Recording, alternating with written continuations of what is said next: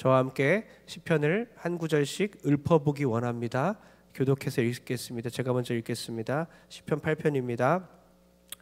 여호와 우리 주여, 주의 이름이 온 땅에 어찌 그리 아름다운지요. 주의 영광이 하늘을 덮었나이다. 주의 대적으로 말미암아 어린아이들과 젖먹이들이 입으로 권능을 세우심이요 이는 원수들과 보복자들을 잠잠하게 하려 하심이니이다. 주의 손가락으로 만드신 주의 하늘과 주께서 베풀어 두신 달과 별들을 내가 보니 사람이 무엇이기에 주께서 그를 생각하시며 인자가 무엇이기에 주께서 그를 돌보시나이까. 그를 하나님보다 조금 못하게 하시고 영화와 존귀로 관을 씌우셨나이다. 주의 손으로 만드신 것을 다스리게 하시고 만물을 그의 발 아래 두셨으니 곧 모든 소와 양과 들짐승이며 공중의 새와 바다의 물고기와 바닷길에 다니는 거신이이다. 다 같이 여호와 우리 주여, 주의 이름이 온 땅에 어찌 그리 아름다운지요. 아멘. 할렐루야. 우리 모두가 다윗처럼 시편의 사람이 되기 원합니다. 일상의 언어를 우리는 시편처럼 찬양으로 바꾸었으면 좋겠어요. 시편의 사람이 되기 위해서는 우리의 일상의 언어가 바뀌어야 합니다. 하나님의 말씀을 늘 묵상하고 우리의 마음을 정화시키고 우리의 입술을, 우리의 말을 정화시켜야 합니다. 말씀을 묵상하고 하나님께 찬양하는 이 시편의 사람들, 시편의 사람, 그런 사람이 경건하지 않은 말을 할 리가 없습니다. 경건하지 않은 그런 더러운 언어들을 쓸 리가 없습니다. 누가 알려줬는데요, 교회에서 욕 대신 쓰라고 가르쳐주는 말이 있대요. 우리 그리스도인들 욕하고 싶을 때 대신 쓰라고 알려주는 용어가 있대요. 그러니까 교회에서 나쁜 말 쓰지 말고 그 말이 정말 하고 싶으면 대신에 이걸 쓰라는 겁니다. 어떤 게 있냐면요, 철야 예배라서 좀 편하게 얘기하겠습니다. 지은 니은 니은이 있습니다. 여러분, 카톡으로 지은 니은 하지 마십시오. 모르시는 척하지 마세요. 당연히 모르시는 분들은 다행입니다. 지은 니은, 그게 뭐지? 이런 분들이 있어요.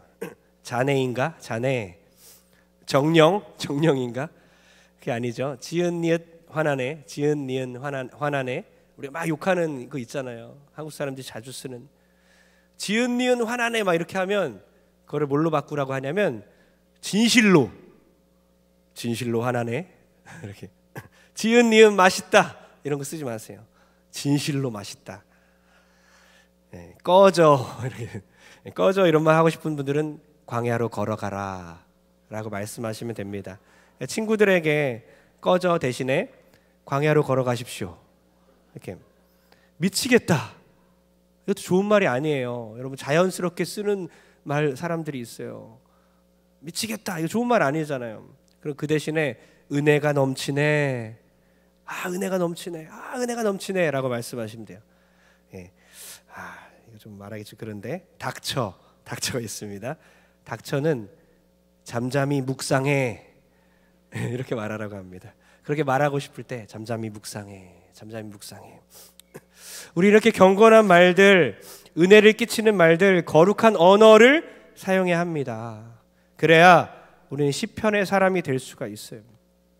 너무나 제가 지금 이런 말 했지만 제가 예를 든 것도 자주 하시는 분들 있고요, 더 심한 말들도 하시는 분 있어요. 직분자들 가운데 있습니다. 교역자들 가운데, 장로님들 가운데, 목회자들 가운데 우리나라에서도 너무 많아요. 한국교회에서도 너무나 많습니다.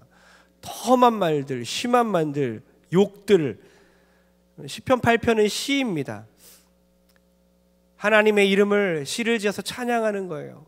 시편의 사람, 하나님을 찬양하는 사람, 그분의 이름을 찬양하는 다윗과 같은 사람이 되기 위해서는 우리의 입술을 깨끗하게 정화시켜야 합니다. 나는 평생 동안 입술로 죄짓지 않으리라. 입술로 내가 더러운 말을 하지 않으리라. 절대로 욕하지 않으리라. 여러분, 하나님을 노래로 찬양하는 것 좋습니다. 우리가 노래를 하고 찬양을 불렀죠. 그러니까 제가 지난번에 근데 노래만 찬양이라고 하지 않았어요. 노래는 엄격하게 말하면 찬송이라고 했습니다. 찬양은 아주 큰 범주라고 했습니다. 시가 될 수 있어요. 이 시를 그냥 읊으면 그게 찬양인 거예요. 아까 로마서 암송했잖아요. 하나님을 찬양한 것입니다. 암송을 통해 하나님을 찬양한 것입니다. 말로 하나님 찬양하는 거예요. 묵상하는 거예요. 간증하는 겁니다. 찬양은 노래만이 아니에요. 저는 시로 찬양하거나 말로 찬양하는 것을 강추합니다. 강추. 강력히 추천합니다. 모르시는 분 위해서. 찬양이 노래만을 뜻하지 않는다고 지난번에 말씀드렸잖아요. 찬송은 악기와 함께 곡조가 붙어 있어서 때론 진심이 아닐 때가 있어요. 그냥 앞에서 나와서 불러도 우리가 노래를 그냥 하고 있기 때문에 진심이 없어도 티가 안 나요. 진심이겠거니. 근데 말로 하는 것은 진심이 아니면 나올 수가 없어요. 생각해 보세요. 걸어다니다가 내가 진심이 아닌데 하나님을 말로 찬양할 수 있을 것 같아요? 못해요.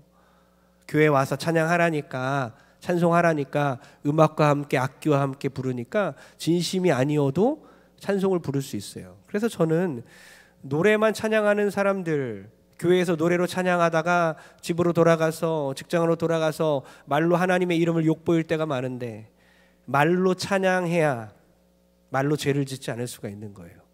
주님의 이름을 높입니다. 주님은 위대하신 왕이십니다. 주님은 나의 주인이십니다. 주님은 우리 가정의, 우리 부부 관계 가운데 주인이십니다. 이게 찬양이에요. 이거 해야 해요. 진짜 찬양해야 합니다. 그래야 우리가 말로 죄짓지 않게 돼요. 평상시 말할 때는 하나님의 이름에 먹칠하고, 교회에 와서 노래로 찬양할 때는 하나님을 찬양하는 것 잘못된 겁니다. 말과 찬송 모두 하나님께 찬양이 되기 위해서는 평상시에 말로 하나님을 자주 찬양해야 해요. 말로 찬양해야 일상에서 찬양하는 법을 익힐 수가 있는 거예요.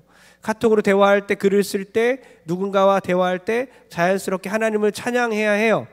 그래야 나중에 곡조가 붙고 악기와 함께 부를 때 진짜 찬양할 수 있는 거예요. 평상시에 말로 하나님의 이름을 찬양하지 않는 사람, 더러운 말이나 함부로 말을 하는 사람들은요, 마이크를 잡고 찬양할 수가 없어요. 진심으로 못합니다. 하는 척은 할 수 있어요. 설교도 마찬가지. 설교 문을 그저 써내려가는 사람들, 설교가 진심이 아닐 수가 있어요. 근데 설교를 적을 때 찬양하는 사람들, 설교를 적으면서 준비하면서 내내 하나님 찬양하는 거예요. 하나님 묵상하고 찬양하고 높이고 기도하고, 그렇게 예배하면서 찬양하면서 설교 준비하는 사람들은요, 설교할 때 진심으로 설교할 수 있어요. 근데 그렇게 못하는 사람들은 설교 문만 적었기 때문에 설교를 진심으로 할 수가 없는 거예요. 찬양도 우리의 모든 삶의 앞에서 드러나는 모든 것들이 진심이 되기 위해서는 우리의 일상의 언어가 시편이 되어야 합니다. 시가 되어야 합니다. 여호와 우리 주여, 주의 이름이 온 땅에 어찌 그리 아름다운지요. 얼마나 아름다운 시입니까? 얼마나 아름다운 찬양입니까? 주님의 이름이 아름답습니다. 이렇게 말씀하셔야 돼요. 입으로 고백해야 합니다. 그렇게 입으로 고백하는 분들이 교회에서 누군가를 미워하고 싸우고 함부로 할 수 없어요. 무례할 수 없습니다. 삶에서 주님을 찬양하고 있는데 어떻게 남에게 함부로 할 수 있어요? 못해요. 오늘 주님의 이름이 왜 아름다운지 우리 짧게 두 가지를 함께 빨리 살펴보기 원하는데요. 주님의 이름이 왜 아름다운지, 시편 기자가 다윗이 왜 아름답다고 말하는지요. 첫 번째는 사람이 무엇이기에, 도대체 사람이 무엇이기에 돌보십니까? 하나님은 아무것도 아닌 우리 정말 먼지와 같은 우리 사람, 인간, 우리를 돌보시기 때문에 주의 이름이 아름답다고 말하고 있어요. 3절을 다시 한번 읽어보겠습니다. 3절 다 같이 시작. 주의 손가락으로 만드신 주의 하늘과 주께서 베풀어 주신 달과 별들을 내가 보오니. 사람 다윗을 생각해 봐야 돼요. 다윗은 목동이었습니다. 그런 시절이 오랫동안 있었죠. 목동 일대에 양을 치러 나가지 않습니까? 양을 치러 나가서 깊은 밤에 하늘을 봅니다. 밤하늘에 뭐가 보입니까? 하나님께서 손가락으로 수놓으신 별들이 보인 거예요. 그 표현입니다. 주의 손가락으로 지으신 하늘의 별들을 내가 보니. 신인 동형론이라고 하죠. 하나님 영이시기 때문에 손가락이 없으시잖아요. 손가락 없으셔도 괜찮잖아요. 근데 손가락으로 이렇게 만들었다는 표현을 통해서 우리가 이해하게끔 신인 동영론이라고 합니다. 밤하늘에 수놓은 수많은 별들을 보면서 밝은 달을 보면서 경이로움을 느끼는 거예요. 주의 손가락으로 자연을 만들었다. 주님이 자연을 손가락으로 직접 만드셨다라고 시인은 고백하고 있습니다. 바닷가에 놀러 가서 모래성을 많이 쌓아 보셨죠. 그런 동심이 있었을 때가 있었죠. 저도 자녀들과 가면 모래로 뭔가를 만들기로 하고 아예 우리 자녀들을 모래 안으로 파묻어 버리기도 합니다. 모래로 무언가를 만들어요. 모래놀이 하죠. 그렇게 쉽게 하나님께서 모래성을 쌓는 것처럼 이 아름다운 해와 달과 별들과 장엄한 산과 넓은 바다를 그렇게 만드셨다는 거예요. 다윗은 목동일 때 관찰한 그 하나님의 창조를 감탄하면서 노래하지 않을 수가 없었던 것입니다. 손가락 하나로 우리가 모래더미에서 그림을 그리는 것처럼, 레고를 막 만들어서 그 장난감 레고로 뭔가를 조립하는 것처럼 아주 쉽게 위대한 자연을 만드신 분, 너무나 정교하고 측량할 수 없는 이 자연을, 만물을 하나님의 손가락으로 만드셨다니, 장엄한 그 그랜드 캐니언과 같은 산에 올라가서 견고하고 변하지 않는 그곳에 굳게 서서 산을 바라보면서 하나님을 찬양해야 합니다. 깊은 바다, 그 앞을 바라보면서 우리가 도달할 수 없는 그 깊은 바다, 그 속을 우리가 측량할 수 없고 그 안에 어떤 자연, 어떤 만물들이 살아가는지, 어떤 생물들이 있는 것까지 모르니 우리 이 얼마나 위대한 창조인가, 우리는 그것을 찬양해야 합니다. 그런데 다윗은 아름답고 이 경이로운 자연을 보면서 정작 하고 싶었던 말이 또 하나 있었어요. 그것이 4절입니다. 4절 세번역 성경으로 4절 다 같이 시작. 사람이 무엇이기에 주님께서 이렇게까지 생각하여 주시며 사람의 아들이 무엇이기에 주님께서 이렇게까지 돌보아 주십니까? 사람이 무엇이길래 해와 달보다 순종하지 못하는 그 인간, 자연 만물, 짐승들 죄를 짓지 않습니다. 죄 짓는 동물 봤어요? 정말 너무나 수많은 그 자연, 그 동물들, 식물들, 하나님께 죄를 짓는 동물들 봤나요? 인간보다 잔인한 동물들 없어요. 지난주였나요? 이제 끝나고 철야 끝나고 순대를 좀 가져가서 순대를 같이 먹는데 우리 가족들 막 열심히 먹어요. 귀인가? 귀 막 먹어요. 깜짝 놀래. 귀를 먹는다고? 귀? 와, 허파, 간을 막 먹어요. 와, 막 먹어요. 그냥 뭐든지 다 먹는. 동물이 생각해보세요. 동물이 인간을 보면서 얼마나 무서워할 것 같아. 잔인하다. 너무나 잔인하다. 여러분, 인간보다 탐욕으로 가득한 동물들은 없어요. 우리가 돼지처럼 먹지 마 이러는데, 지난번에 제가 한번 말씀드렸죠. 돼지는 위에 몇 프로 이상 차면요 더 이상 먹지 않아요. 근데 우리는 어디까지 먹죠? 위 꽉 차고 여기까지 먹잖아요. 계속 먹어서 여기까지, 이렇게 마지막 넣을 수 없을 때까지. 소화제 먹고 또 먹고. 그래서 임신할 때 이제 막 이렇게 헛구역질하고 그렇게 울렁거리 그런 분들이 이제 우리 어머니들, 자녀를 낳아본 분들 토하고 또 먹잖아요. 먹기 위해서 토하는 분도 있어요. 막 토 나올 것 같으니까 일부러 토하고 먹는 분도 있고. 그러니까 돼지들이 보면서 얼마나 깜짝 놀랄까요? 엄청 먹네. 야, 사람처럼 먹지 마. 이렇게 되는 거예요. 그렇게 평생을 살 수 있는 돈을 모으고, 평생이 아니라 100년, 1000년 동안 자자손손 쓸 수 있는 돈을 모으는, 그렇게 탐욕이 많은 동물들이 그렇게 살지 않아요. 일용할 양식을 구하며 살죠. 주기도문처럼. 예레미야에 그래서 이렇게 말합니다. 예레미야 선지자는 이렇게 말하죠. 만물보다 더 거짓되고 아주 썩은 것이 사람의 마음이다. 세번역은 그렇게 말해. 만물보다 부패하고 더 거짓되고 아주 썩은 것이 사람의 마음이다. 누가 그 속을 알 수 있는가? 이 속을 알 수 없는. 그래서 그 찬양, 기룡석 우리 선생님이 불렀던 것 같은데, 예수여 이 죄인도 용서받을 수 있나요? 그 다음 뭐죠? 벌레만도 못한 내가 용서받을 수 있나요? 진심입니까? 정말입니까? 그냥 하시는 말 아니에요? 그냥 벌레만도, 설마 내가 벌레만도 못하겠어? 정말입니다. 벌레만도 못한 것을 깨달으면 그때 신앙생활이 정말 달라집니다. 하나님을 바라보는 그 마음과 사람을 바라보는 마음, 대하는 마음이 완전 달라져요. 가치관, 이 세상의 세계관과 인생관이 다 달라집니다. 그 세계로 들어가시길 바랍니다. 벌레만도 못한 나를 정확히 직면할 수 있는 신앙의 세계. 이 땅에는 두 종류의 사람밖에 없다고 하잖아요.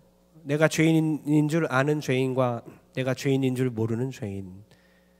두 종류의 죄인밖에 없어요. 여기도 두 종류의 죄만 앉아 있는 거예요. 내가 죄인인 줄 아는 죄인, 내가 죄인인지도 모르는 죄인. 어떤 분입니까?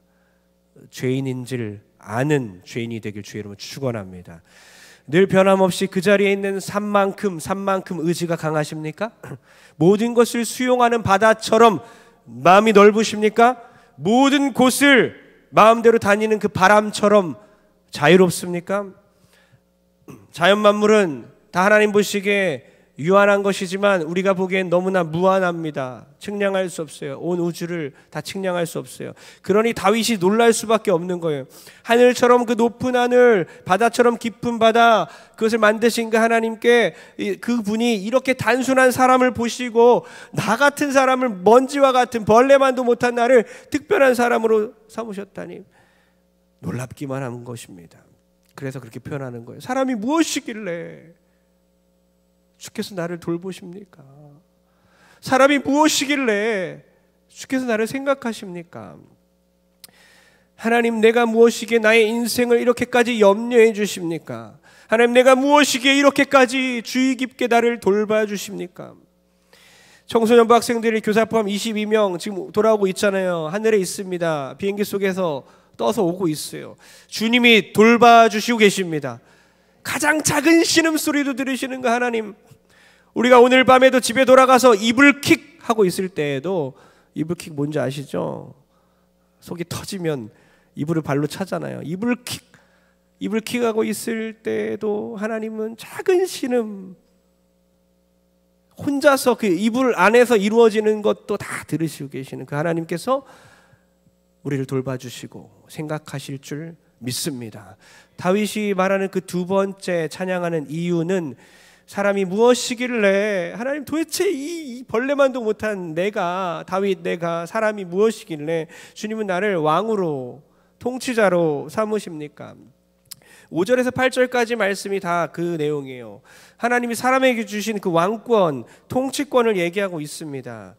5절을 한번 읽어보겠습니다. 5절입니다. 다 같이 시작. 그를 하나님보다 조금 못하게 하시고 영화와 존귀로 관을 씌우셨나이다. 예, 우리 다음 세대 철야예배, 우리 금요성령 집회는 제가 우리 자녀들 많이 오잖아요. 우리 학생들, 청년들 많이 오게 하려고 나름대로 지금 이것도 슬림하게 하고, 옷도 이렇게 좀 약간 대충 입고, 머리도 좀 내리고, 근데 거슬려요, 막 이렇게. 예, 근데 계속 내려와서 소통이 중요해요. 자녀들과 대화하고 고집 부리지 않고,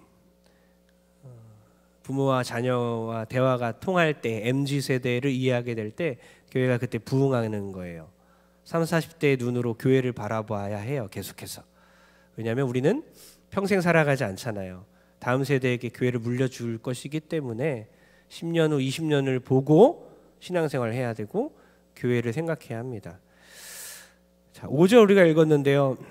하나님보다 우리를 조금 못하겠다. 이 하나님은 이제 번역하면 하나님으로 번역할 수도 있고 천사로도 번역할 수도 있는데, 둘 다 상관없습니다. 그러니까 인간을 가장 존귀하게 만들었다는 거예요. 하나님보다 조금 못한, 천사보다 조금 못한, 그런 영적인 존재보다 조금 못한 아주 존귀한 존재로 인간을 만들었다. 영화 종기로 간을 씌웠다는 말은 뭐냐면 왕의 표식이잖아요. 왕을 표현하는 겁니다. 그러니까 인간을 만물을 다스리는 왕으로 만드셨기 때문에 다윗은 또 놀라고 있는 거예요. 아무것도 아닌 존재를 내가 하늘을 바라보고 별들을 바라보는데 놀라운 그 자연 만물의 경이로움과 그 두려움 속에서 생각해보니 나 같은 존재를 돌보시는 게 너무나 감탄할 수밖에 없고, 두 번째는 뭐라고요? 야, 이 어마어마한 자연 만물 속에 나 같은 존재를 하나님의 왕권을 주신 왕의 대리 통치자, 이 땅을 통치하는 왕 같은 제사장으로 왕으로 삼으셨다니 놀라울 뿐이라는 거죠. 다윗은 한 나라를 다스리는 인간 왕이었습니다. 자기가 갖고 있는 그 왕권보다도 이 땅을 다스리라고 주신 그 진짜 온 세상의 왕, 영적인 그 통치자를, 그 왕권을 더 중요하게 여겼다는 거예요. 그것에 더 놀랍다고 얘기하는 거예요. 나에게 날 왕으로 삼은 것도 대단한 거예요. 다윗은 그렇게 자기가 왕 된 것도 대단하지만 더 중요한 것은 우리 모두가 이 세상 대리 통치자로 왕권을 우리에게 주신 거예요. 직장에서 승진하는 것보다 더 중요한 것이 뭐라고요? 하나님의 왕권을 우리가 사용하는 것입니다. 교회에서의 직분보다 더 중요한 게 뭐라고요? 하나님의 왕권을 회복하는 것입니다. 가정에서 내가 누가 가장이야, 누가 결정권자냐, 누가 경제적인 능력이 있는, 이것보다 중요한 것이 뭐라고요? 하나님께서 우리 모두에게 이 가정을 다스리고 이 땅을 다스리고 직장을 다스리고 자연 만물을 다스리는 통치자로 권한을 우리에게 주셨다는 것입니다. 우리 교회 초등학생 남자 2명의 대화입니다. 몇 학년인지는 제가 말씀 안 드리겠어요. 우리 교회 초등학생 남자 2명이 서로 이렇게 대화하는 거예요. 좀 기도하는 아이들이에요. 뜨겁게 기도하는. 한 명이 먼저 말합니다. 나는 커서 목사님이 될 거야. 아니 담임 목사님이 될 거야. 옆에 있는 한 초등학생 한 명이 말합니다. 그래? 나는 커서 원로 목사님이 될 거야. 야, 가장 중요한 것은 하나님의 자녀라는 것과 왕 같은 제사장이라는 사실이잖아요. 근데 어린 학생들도 교회와 사회를 계급 구조로 이해하고 있는 겁니다. 힘 있는 사람이 되고 싶은 거예요. 힘 있다고 생각하는 거예요. 앞에서 막 말하고 있으니까 그럴 수도 있겠죠. 근데 우리는 이렇게 작은 의식 구조에서 살아가고 있는 존재들이에요. 월 수입에 따라, 자동차 크기에 따라, 집의 크기 따라, 사업장의 규모에 따라, 회사에서의 직함에 따라, 교회에서의 직분에 따라 자기의 크기를 정하고 있는 분 계십니까? 여러분의 크기는 하나님이 정하셨습니다. 왕 같은 제사장이다. 이 땅의 왕이다. 이 세상을 말씀으로 다스리고 복음으로 통치하고 하나님의 나라의 법칙으로 다스리고 사랑으로 다스리는 하나님의 대리 통치자, 하나님이 세우신 왕이다. 우리의 크기를, 우리의 가치를 하나님이 정하고 계십니다. 그런데 왜 낙심하고, 왜 툭하면 죽고 싶다고 하고, 왜 존귀함을 못 누리고 사십니까? 모든 만물이 하나님의 영광을 선포하듯이 인간도 만물의 지배자로서 하나님의 영광을 드러내야 하는 존재가 아닙니까? 그런데 왜 허구한 날 세속적인 계급 구조로 자신을 가둬두고 자신을 이해하고 있습니까? 하나님께서 우리를 하나님의 형상으로 만들었어요. 우리는 왕의 자녀입니다. 얼마를 버냐가 하나도 중요하지 않아요. 어떤 집에 사느냐, 어떤 차를 갖고 있느냐, 하나도 중요하지 않습니다. 세상 사람 중에 이런 말 하잖아요. 내가 누군지 알아? 누군데? 내가 누구의 아들인지 알아? 누군데? 어디 누구 회장이야? 어디 기업 사장 아들이야? 딸이야? 누구 딸이야? 그래? 나는 하나님의 딸인데. 안 되는 거예요. 상대가 안 됩니다. 나는 어디 빌딩 주인이야? 어떤 건물, 백화점 주인이야? 내가 어떤 차들을 보라? 그래? 나는 왕의 자녀인데 이 모든 것이 나의 아버지의 것인데. 우리 아버지는 석유 재벌. 여러분 세계 제1의 부자가 누구죠? 작년 12월 2개월 전에 조사된 거에서는 만수르 가문입니다. 만수르 들어보셨죠? 400조의 재산 가치 400조인데 세계 두 번째 부자는 월마트 창업자라고 합니다. 샘 월튼. 그들의 가족과 자손들, 손자들까지 다 손주들까지 주식의 가치를 합산해 보면 360조 이 정도 된대요. 그래? 너희 아버지는 석유 재벌이야? 우리 아버지는 석유뿐만 아니라 모든 만물이 그분의 것이다. 여러분, 그렇게 선포하고 자신의 크기를 하나님이 바라보는 크기로 여기신 여러분 되길 축복합니다. 6절 읽겠습니다. 6절입니다. 6절 시작.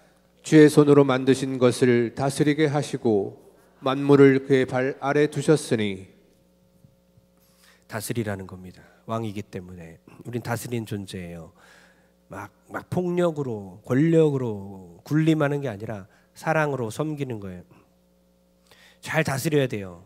동물들도, 자연 만물을 다. 강아지를 다스려야 합니다.